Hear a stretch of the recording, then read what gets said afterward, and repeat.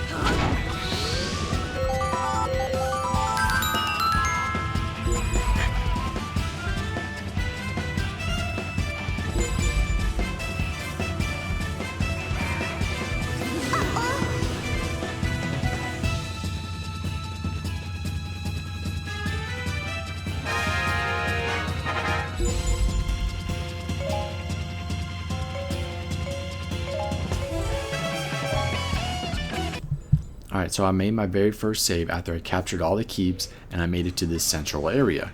This is the point in the game where the two giant bosses will spawn in, and you have to either fight these two major enemies in the central area or go and fight these two bosses. I decided to take out these two major enemies in the central area because I did not want them to go to my allied base and then start to mess with Sia and then having troubles there when I'm trying to fight these giant bosses. So I recommend taking these guys out really quickly so you don't have to worry about them later on, and then go and fight the giant bosses.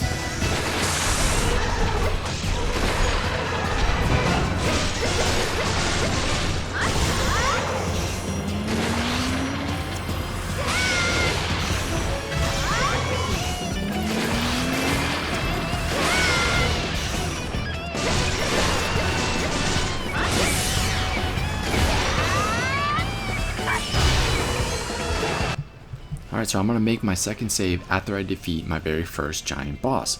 I felt that I took him out very quickly with Zelda, so now I'm left with one giant boss with my most powerful character, Link.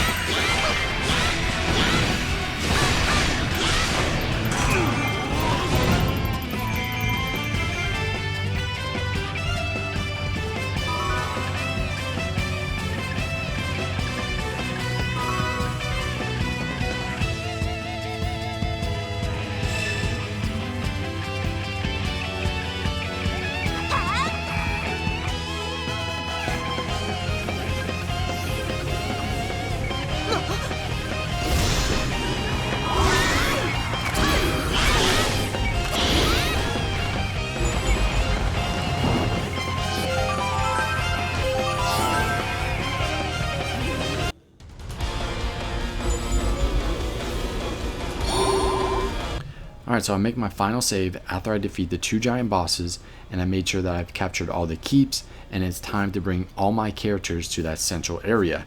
And if you notice the time, I have less than 3 minutes to reduce the Phantom Ganon's health to less than 50%. So that's just enough time to do this for this particular challenge. Other than that, I enjoy this series tremendously, and I've completed every single collectible guide for each scenario in Legend Mode. So I hope you all enjoy this game as much as I have, and like always, don't forget to like and subscribe, and I'll see you next time.